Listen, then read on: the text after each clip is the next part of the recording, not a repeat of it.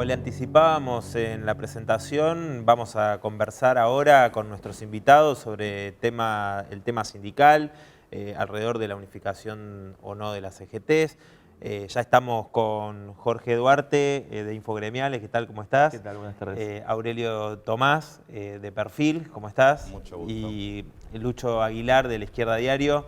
Muchas gracias a los tres por haber venido. Para empezar quería preguntarles este anuncio que hizo Macri de la devolución de 2.700 millones del dinero de las obras sociales al control de los sindicatos. La Nación lo tituló como un acuerdo de estabilidad, ¿no? ¿Cómo ven esto ustedes? A mí lo que me parece interesante del anuncio de ayer es que es un anuncio que llega en un momento clave, porque el termómetro de las declaraciones sindicales con respecto a la posibilidad de hacer un paro, de hacer una medida, era algo que venía subiendo hace rato, y también el reclamo sobre esta promesa, que era una promesa que ya había hecho Mauricio Macri en sus reuniones con los distintos dirigentes de la CGT, el reclamo de que se concretara esta promesa se estaba haciendo cada vez más fuerte. Entonces yo creo que claramente desde el lado del gobierno hay una intención de apuntar a la estabilidad con esta medida, tratar de frenar un frente de conflicto que podía ser muy fuerte como era el sindical. La duda que queda ahora es si esto es suficiente, si la situación económica, los despidos, la inflación, el problema del impuesto a las ganancias, sobre lo cual también era una promesa, pero mucho más a futuro, si estos temas van a pesar más o no en la agenda, y obviamente el proceso de definición de la unidad, porque acá tenemos actores que están compitiendo entre ellos, no un solo actor relacionado con el gobierno, sino una competencia entre los sindicatos por ver quién es el nuevo liderazgo. Jorge. Mira, creo que, como decía Aurelio, ayuda a templar un poco el clima que había en la CGT, que evidentemente empezaba a ser un clima más de beligerancia del que fue hasta ahora, que la verdad fue bastante de tregua, digamos, en estos 6 meses. Me parece que un poco va a temperar las posturas de los sectores más duros de la CGT, que estaban empezando a ganar posiciones a base de ajuste, digamos, ¿no? Los líderes sindicales les estaba costando sostener sus propias bases, y esto ayuda a ganar un poco de tiempo, pero no creo que le dé más allá de fin de agosto, principios de septiembre, sino es que hay algunas medidas complementarias un poco más de fondo, más allá de los dineros que puedan llegar a las obras sociales. Sí, bueno, coincido. Una de las cuestiones que habían discutido las centrales sindicales con los distintos candidatos en la etapa electoral, ¿no? Había sido, además del respeto por el modelo sindical y la discusión paritaria, era la cuestión de los fondos de las obras sociales. Era algo que se venía haciendo esperar. Charlábamos hace poco cuando hacíamos un dossier con Jorge y con Aurelio, que era uno de los temas así que las cúpulas sindicales y el gobierno querían llevarse bien, pero por ahí la cuestión económica venía haciendo postergar algunos acuerdos, entre ellos el manejo de los millonarios fondos de las obras sociales, fondos que se recaudan, ¿no?, de los afiliados y que el Estado muchas veces los utiliza como un toma y daca con los sindicatos, incluso por un lado para la relación con la CGT y demás, y por el otro lado también para... digo, es una cuestión que también hace a la situación de muchísimos, perdón, de afiliados, quiero decir. Por un lado, lo de ayer marca la situación de las cúpulas, pero también la situación de las obras sociales, que están en una situación calamitosa, de donde los que sufren las pésimas condiciones de los servicios y eso son los millones de trabajadores que tienen la suerte por ahí de tener una obra social, muchos quedan por fuera.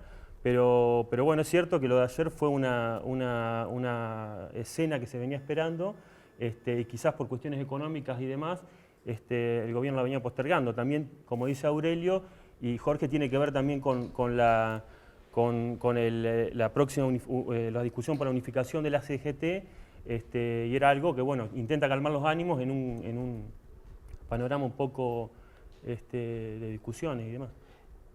Yendo a eso que marcaba Lucho, el 5 hay una reunión de la CGT y está toda la discusión de los dos sectores, o que aparentemente habría dos sectores, ¿no? Los que dicen unicato, los que dicen triunvirato. ¿Cómo ven que viene esta discusión, esta reunión que se va a realizar? Y aparentemente todos dicen que habría una reunificación el 22, ¿no? Acá siempre, yo repito una frase que obviamente no puedo decir quién me lo dijo, pero un secretario general bastante importante que me dijo, unidos. Y que estén el 100% adentro, eso no se ha logrado nunca. Hay que tener claro que siempre alguno va a quedar afuera. El tema es si todo lo que queda afuera puede ser tan grande como para autoproclamarse una central alternativa, como pasó ahora que tenemos hasta ahora que había 3 centrales. En el sentido, yo creo que todo indica que va a haber una cantidad de actores en un solo lugar que va a ser suficiente como para que nadie discuta que hay una CGT y que va a ser esa. Ahora, la gran discusión es cuál va a ser el liderazgo de esa CGT y evidentemente se llega a una instancia donde por ahí la expectativa en este proceso que empezó hace bastante tiempo era que ya ahora tuviésemos la posibilidad de tener una sola cabeza. Muchos creen que no y el consenso por ahora mayoritario, teniendo en claro que puede haber sorpresas de todo tipo, es que sea un triunvirato, que en este triunvirato no estén representados los distintos sectores de intereses en los que hoy se divide la CGT, sino que representen a las 3 centrales que existieron. Pero obviamente empezaron a salir toda una serie de actores con bastantes votos dentro de lo que va a ser este Congreso Confederal del 22, que el caballito de batalla que han llevado es decir queremos un solo secretario general. Pero creo que más allá de la idea de 3, 1 o un nombre u otro, hay toda una redefinición del poder que no es solo el secretario general, sino los lugares que hay, los 35 lugares que hay dentro de la comisión directiva. Hay muchísimos sindicalistas que nosotros los conocemos en los medios por el rol que tienen en esa CGT. Por ejemplo, el caso del Momo Venegas, que tenía la Secretaría de Interior, fue un lugar que le dio bastante despliegue de trabajo gremial en el interior del país de la CGT Azopardo. Y ahora es uno de los que cuestionan y por lo que tengo entendido el viernes no va a participar el sector que lo apoya a él en la reunión. Está con qué planteo, con el del triunvirato, pero quien no sabe si hay un planteo que tiene que ver con el triunvirato, tiene que ver con una definición de cuál es la política que tiene que tener con respecto al gobierno de la CGT o si es simplemente una definición de los cargos que se están distribuyendo abajo. Eso no lo vamos a saber hasta el día del 22. Lo que tenemos el viernes es un pequeño anticipo de cómo viene eso. Sí, como decía Aurelio, se va a mostrar un poco de relación de fuerzas el viernes. Creo que hay como varias discusiones en una. Por un lado, la discusión de qué se está discutiendo cuando se discute la unidad de la CGT. En principio, lo único que hay por ahora son roscas de cúpulas, porque no se llega a un proceso de unidad, no te digo con un programa del movimiento obrero como fuese el de Vuelta Grande, o el de La Falda, o el de la CGT de los argentinos, o alguno. Ni siquiera con una serie de acuerdos mínimos y con un espectro sindical que tenés desde sindicalistas que apoyan abiertamente a Mauricio Macri con un sector que se está poniendo abiertamente a la oposición como el que encabeza Palazzo. Por lo tanto, conciliar eso parece muy difícil. El tema de la unidad, desde lo formal, lo mismo que decía Aurelio, ir de 3 CGT con un secretario general a una con 3 secretarios generales, no pareciera que hay demasiada diferencia. Y por otro lado, la disputa de poder intersindical que está mostrando a Venegas como un actor que empieza a tener algo de peso, que se distancia de Moyano y que le disputa incluso a la propia CGT Azopardo, Moyano, Barrio Nuevo y Caló, yendo a esa confluencia con los tres secretarios generales, y Palazzo pidiendo una conducción colegiada que integre al grupo más combativo, si querés, de gremios que está disputando por izquierda la conducción. Esto hasta el 22 no se va a saldar, pero todo indica que la unidad que lograron Moyano, Caló y Barrio Nuevo de ese triunvirato, más allá del desgranamiento que está sufriendo, no se va a romper. Lucho, Sí, ¿querés agregar bueno, algo? sí, coincido, charlamos el otro día que se abrió como un periodo de rosca libre, lo definía uno de los periodistas con los que charlamos, de acá hasta el 22 de agosto, ¿no? En el que se va, incluso horas antes se puede llegar a definir. Lo que es cierto es que hay varios elementos que hacen pensar en que se va a dar una unidad, no de todo el movimiento obrero, porque incluso históricamente ha habido a veces sectores que han estado por fuera del sector mayoritario de la CGT, pero sí, si uno piensa que Moyano, el sector del moyanismo, ¿no? Va a estar, los gordos han adelantado que van a ser parte de esa unidad, la CGT de Barrio Nuevo, y ayer Palazzo incluso decía que no arriesgaría la unidad, pero estaría dispuesto a discutir si cuántas sillas se van a arrimar en vez de un secretario general, incluso más de un triunvirato. Se puede llegar a hablar de arrimar alguna silla más para contener a otros sectores. Yo creo que eso se va a dar. Después, algo que incluso observaba en Infogremiales hace un rato, que era que una encuesta refleja que la mayoría de los trabajadores o de la gente no tiene mucha idea de qué es lo que se está discutiendo en la unificación de la CGT, quiénes son, si un triunvirato, si un unicato. Y eso para mí marca otra de las grandes cuestiones, que es que se está haciendo un proceso de reunificación totalmente a espaldas de los trabajadores. Cuando hay incluso las elecciones generales, en cualquier lugar de trabajo se discute quiénes van a ser los candidatos, qué programa presentan y demás. Acá venimos de una reunión de una mesa chica, después se hacen, bueno, en el medio cenas y reuniones, después se va a hacer el 5, una reunión de secretarios generales, luego se van a arrimar más mesas y va a haber un confederal, que no están claros los padrones, si van a hacerlo de 2008, 2012, o sea, hay una discusión incluso ahí, pero es algo que la mayoría de los trabajadores no tienen la oportunidad de opinar, de decidir, de definir, incluso obviamente de presentarse. Eso habla también, que quizás después lo tomemos, del tema de que estamos hablando de la unidad de las cúpulas y que con una falta de democracia muy importante. Sí, digo, eso que ustedes están marcando es algo muy claro, en el sentido de que hay una rosca de cargos, una discusión muy ajena a la problemática que tiene la mayoría de los trabajadores, ¿no? Con respecto al ajuste que se está sufriendo.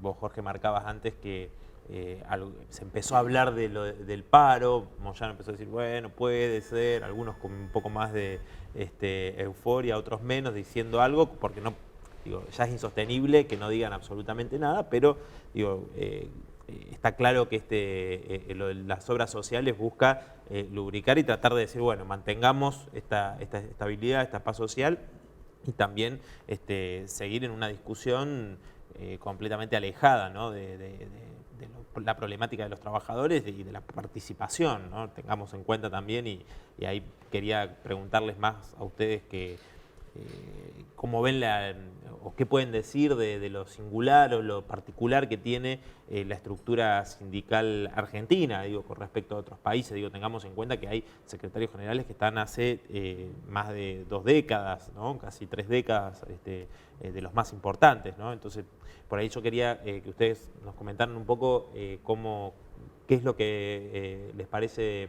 más destacable de las particularidades del sindicalismo en Argentina. Bueno, lo primero que hay que reconocer es que en Argentina hay un nivel de afiliación sindical muy importante, un nivel de inserción de los gremios muy importante y un piso de derechos conseguido por el gremialismo fundamentalmente desde la historia hasta acá, que se fueron perdiendo con distintas etapas, muy importante, de los mejores de la región, que nos igualen incluso con países bastante más desarrollados. Lo otro que también hay que decir es que la democracia sindical es quizás la mayor deuda que tenemos en la Argentina desde la vuelta de la democracia, digamos. La democratización de prácticamente todas las instituciones se fue haciendo de alguna manera, aunque sea paulatina, y en los sindicatos es algo que todavía es un tabú. Hablar de regular los padrones, de poder regular los estatutos, de que los estatutos reflejen los intereses de las minorías, es algo que todavía no logró permear no solo la cúpula sindical, sino tampoco la discusión política en Argentina. No se llegó a una instancia de debate en la que podamos tratar de permear una cúpula sindical que que se sostiene a través de los gobiernos, que tienen el poder de la eternidad. Creo que es el principal debate, el tema de cómo se democratizan los medios, cómo la juventud tiene niveles de participación más amplios que hasta ahora, que están segmentados y atomizados, y cuál es el futuro del modelo sindical argentino, que tiene sus singularidades que hay que mantener, pero que evidentemente no está logrando contener la heterogeneidad del mercado laboral. Yo creo que algo que se va a venir, que es el tema va a venir más por el lado de un recambio generacional que un cambio institucional. Yo veo más posibilidades de que el cegetismo, con todas las características que describió Jorge, que coincido, pueda tener cambios de normas, cambios de costumbres, y hacer algunos, va a venir más por el lado de secretarios generales que sean jóvenes, el proceso vegetativo que termina con la vida de los que están o los obliga a dar un paso al costado, y a partir de que aparezcan figuras más jóvenes pueden llegar a empezar a proponer algunos cambios. Obviamente es algo que se da a nivel de cúpula, son gente que entra desde la juventud directamente a la cúpula. No sorprende que por ahí quien más incentivó dentro de la CGT una discusión con respecto a la democracia gremial fue Facundo Moyano, una figura joven, pero obviamente una figura que está en ese lugar por ser parte de una familia de tradición sindical y no por haber comenzado un trabajo de base y haber llegado a ese lugar. Esa es la única vía que tienen. Por otro lado, lo que pasa es que las organizaciones que son muy rígidas empiezan a tener problemas. Las que tienen menor democracia sindical son por ahí las que terminan teniendo seccionales, donde la seccional es totalmente autónoma del secretario general. Y también son los lugares donde cuando la izquierda no es perseguida y puede encontrar un lugar, formar una lista donde empieza a resquebrajarse más fácil ese edificio que parecía imposible de romperse. Creo que va a ser tanto una presión generacional dentro de las propias organizaciones como una presión externa que los va a obligar a algún tipo de cambio a hacer, porque son organizaciones que si no ofrecen un nivel mayor de sensibilidad a sus bases, se va rompiendo la relación con las bases. Ellos mismos, a veces los secretarios, se lamentan de no tener tantos cuadros que generalmente tenían buenos cuadros para una asamblea en una fábrica, y esto es algo que también escucho de los dirigentes de izquierda, que ven que fue perdiendo fuerza y también una desconexión con esa nueva generación de trabajadores. Recuerdo una de las reuniones de Macri con la cúpula de la burocracia, que dijo, bueno, le voy a ayudar a correr a los troscos de los sindicatos, digamos, ¿no? También eso, y hicieron varias reuniones preocupados por el avance de las comisiones internas, cuerpos de delegados, donde la izquierda con compañeros independientes avanzaban en lograr conquistar comisiones internas o cuerpos de delegados combativos, con democracia de los propios trabajadores, ¿no? Sí, yo creo que esta semana nos regalaron algunas fotos, escenas que por ahí definen un poco un modelo sindical que tiene muchas décadas, un movimiento obrero que, como dice Jorge, tiene una historia y conquistas, tiene un nivel de afiliación importante, pero si uno ve, bueno, la foto que decíamos de las obras sociales del otro día, que marca esa relación entre el Estado y los sindicatos, donde hay una, desde el otorgamiento de las personerías, la recaudación, la distribución del dinero, el control sobre el derecho de huelga y otra serie de cuestiones, muestran cada vez más una subordinación de los sindicatos a determinadas, al Ministerio de Trabajo, al Estado. Eso es, para mí, es una de las cosas que marca la reunión, se podía ver en la foto del otro día. Otra era, si uno ve la foto justamente de quienes estaban en la primera fila, desde el Gitano, desde Cavalieri hasta Andrés Rodríguez, son tipos que, como decías vos, están bastante separadas su vida, no solo sus intereses, sino sus condiciones materiales de la mayoría de los trabajadores. Hace poco habíamos sacado una nota en Izquierda Diario que contaba cuánto ganaban más o menos entre el dinero que entra como secretario general, dirigente de la obra social y de la federación. Cavalieri el año pasado estaba ganando 227.000 pesos. Quiero decir, son tipos, hasta Andrés Rodríguez, que es integrante de la sociedad rural, yo por hablar de los que estaban ayer en la primera fila, tienen muy poco que ver con lo que son sus representados, que tardarían años en ganar por ahí ese dinero. Otra tercera cosa es por ahí lo que pasó y vos tuviste con lo del pollo sobrero el otro día, que llevar adelante una medida sin el aval, ¿no?, del secretario general Sacia. Bueno, sufrió ahora una denuncia de parte de Trenes Argentinos para desafuero y demás. O sea, una verticalidad muy importante que hace que toda la seccional, las comisiones internas tengan que depender de la decisión. Y después la democracia, que hablábamos recién, que llega al caso de que para cualquiera de nosotros, si fuéramos metalúrgicos, es más fácil presentarse a jefe de gobierno que a secretario general del gremio, por la cantidad de requisitos que plantean los estatutos, que es algo que charlamos también en el dossier del otro día, que es una de las cosas que tienen que cambiar los sindicatos, pero que no lo van a hacer sin la lucha. Bueno, está el ejemplo, Raúl Godoy de Ceramistas decía que las leyes y estatutos son un molde para fabricar burócratas por las condiciones que presentan, ¿no? Para que se puedan expresar las bases y demás. Bueno, ahí en el caso de ellos dieron una pelea para hacer un estatuto democrático, donde pesen las asambleas, los dirigentes cobren como un trabajador, vuelvan a su trabajo, pero esas son, digo, para resumir, la relación con el Estado, la falta de democracia sindical, y bueno, y una casta que tiene poco que ver con la situación de los trabajadores a lo que representa, son, ahora, de cualquier manera, son organizaciones que representan hoy tienen más de 4 millones de trabajadores sindicalizados, más de 3.000 sindicatos en la Argentina, son organizaciones que tienen mucho peso en la vida nacional, por eso es importante seguirlos y que, que en el caso nuestro que la izquierda participe en su vida política y sindical.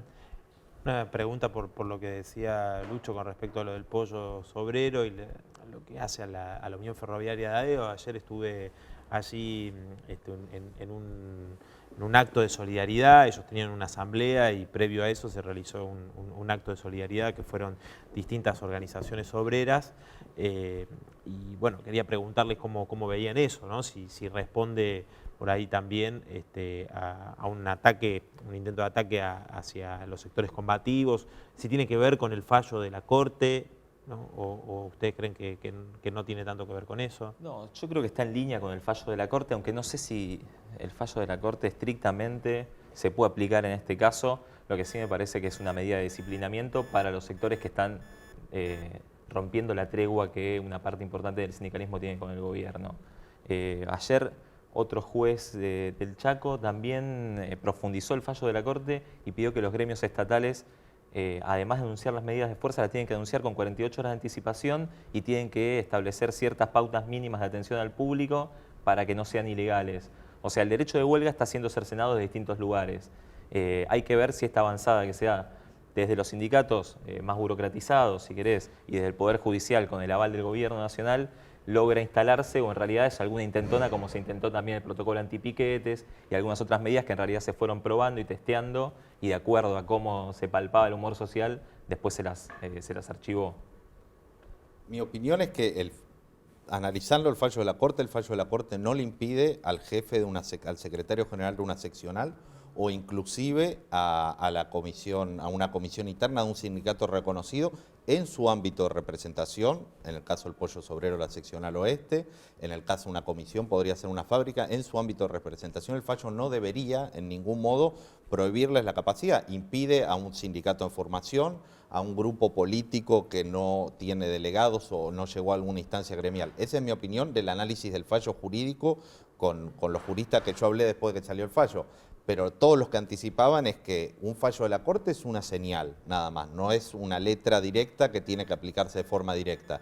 Y evidentemente la señal que llegó a los jueces de primera instancia que están definiendo caso por caso es que hay una visión más restrictiva. Y en ese sentido no me sorprende que aparezcan fallos, pero obviamente todo esto van a ser discusiones que hasta que lleguen a las cámaras, a las instancias judiciales superiores, no vamos a tener la definición clara si puede o no el jefe de una seccional. En general me parece que siempre ha habido un cambio de gobierno ahora y la posición con respecto a Sobrero es la misma, digamos, era la misma la que tenía el kirchnerismo y es la misma que tiene este gobierno, que ese tipo de actores que están con predisposición a hacer medidas de fuerza, cuando no conviene esa medida de fuerza, se van a buscar formas de contenerlo.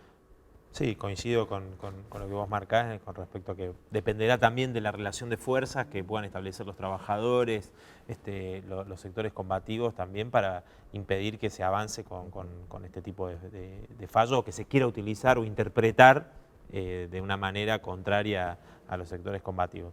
Bueno, no sé si quieren agregar algo. Agregar un dato más con respecto a la lectura que hicieron una porción importante de los sindicatos del fallo, porque como él dice son señales. Por ejemplo, Armando Cavalieri, que lo nombró recién Lucho, envió una circular no solo a las seccionales, sino a todos los dirigentes nacionales que les adjuntaba la nota de Infobae sobre el fallo de la Corte y les decía que se abstengan de tomar medidas de fuerza sin avisarle a la figura del secretario general antes de disponerla, digamos. El absurdo de que una persona disponga de la medida de fuerza de más de 1 millón de trabajadores, que son los afiliados en comercio, pero creo que esa es la señal que se está bajando desde el gremialismo más claro, una asamblea de trabajadores, digamos, depende de la autorización o no. Claro, y deberían avisarle a su delegado, que le avisa al dirigente nacional, que le avise a Cavalieri que autorice o no la medida de fuerza. Una amenaza muy clara. Bueno, muchísimas gracias por haber participado. Por favor. Y los invito a ver ahora un informe allí en la calle. Estuvo la Izquierda Diario TV en todo el país, testimonios de trabajadores acerca de qué opinan de los tarifazos, del ajuste y qué deberían hacer los sindicatos. Bueno, el tarifazo ha repercutido no solamente en mí y en mi familia, sino por lo que se ve y se escucha para mucha gente. Y me afecta bastante porque sube todo, pero no sube el sueldo. Es bastante duro porque uno labura día a día, paga el bondi día a día. Te cae cosas más caras y bueno, y la vida es muy jodida y es muy dura. ¿Viste? A mí me vino 1.600 pesos de baja cuando me venía 180. Mira, yo el mes pasado pagué 377 pesos de luz y este mes me vino 1.967 pesos. Pagaba una boleta de luz de 366 pesos y esta boleta me vino de 1.200 pesos la de luz. Y garrafa gasto una por semana. No tengo gas natural. Me parece que fue mucho este ajuste que el gobierno lanzó. Brutal, no solamente por el hecho del aumento en las boletas, sino por el simple hecho de ir a comprar al almacén de la esquina. Estamos viviendo, yo por lo menos con lo justo y necesario. No tengo un peso para guardar, más bien me falta. Trabajamos para sobrevivir, no para vivir bien. Trabajamos para sobrevivir, para llevarla, para remarla. Nosotros comemos una vez al día y tomamos té 3 veces en el día. Se come más arroz que en otros meses. Digamos, la prioridad ahora es darle de comer a mis hijos. Se ha disminuido la calidad de la canasta básica, los alimentos. Particularmente está afectando a sectores que lo que más necesitaban era que lo único que se mantenga era el precio de los servicios básicos y los alimentos. Evidentemente hay un interés, digamos, contrapuesto al de esos sectores que hace que se priorice quizá otro tipo de negociado y eso quede a la deriva. Y que todo sube y cada vez estamos peor. No veo mucho movimiento de ningún tipo de medida ni nada que pueda, digamos, apoyar al pueblo. Sube todo, pero menos el sueldo. Yo creo que los sindicatos se tienen que ocupar realmente de lo que le pasa a la gente, pero desde hace mucho se tenían que haber ocupado en serio de lo que le pasa a la gente, no solamente ahora. Tienen que ir a una medida, pero no sé por qué no la hacen todavía. Están bien esperando que le rinda el gobierno en la liquidación de no sé cuántos miles de millones para después ellos actuar, me parece a mí.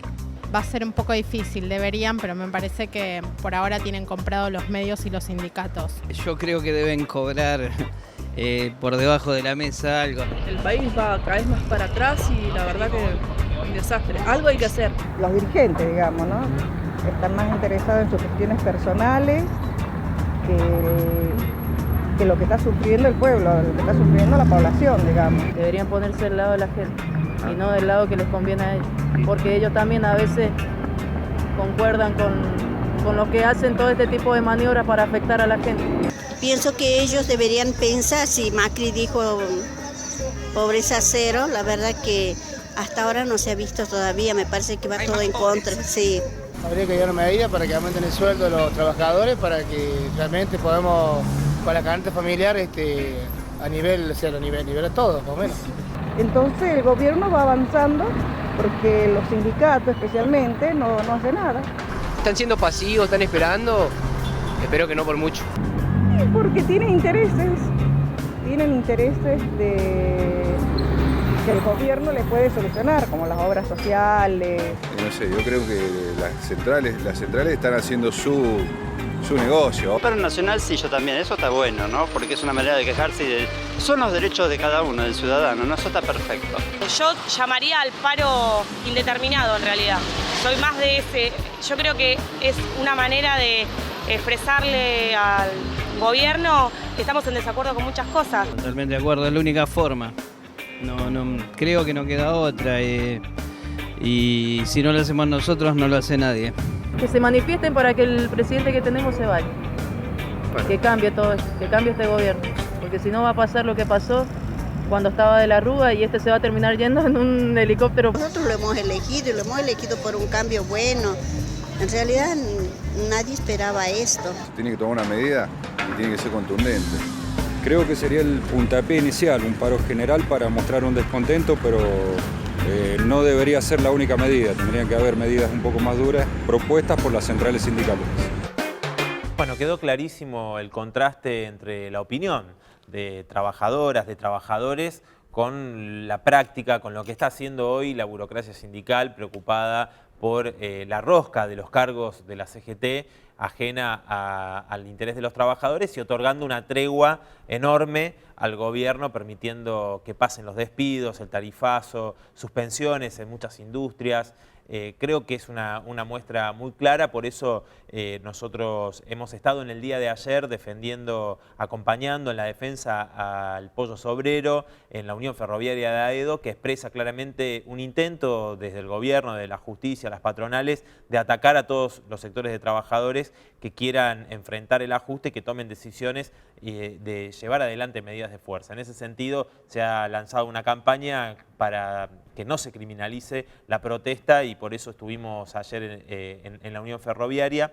Y este 9 de agosto, el conjunto del sindicalismo combativo ha hecho una convocatoria a una movilización desde el Obelisco hacia Plaza de Mayo, donde vamos a exigir y vamos a hacer un planteo muy fuerte, como ya lo venimos haciendo, de un paro nacional activo, es decir, un paro que permita la movilización de millones de trabajadoras y trabajadores en las principales plazas de todo el país, un paro con abandono de tareas para poder realizar esta gran muestra de fuerza que hace falta hoy de parte de los trabajadores. Así que ha quedado como una clara muestra de lo que hemos visto con los testimonios, con lo que charlamos anteriormente con nuestros invitados, lo que significa el interés de los burócratas sindicales y de la mayoría de la clase trabajadora. Seguimos en La Izquierda Diario TV.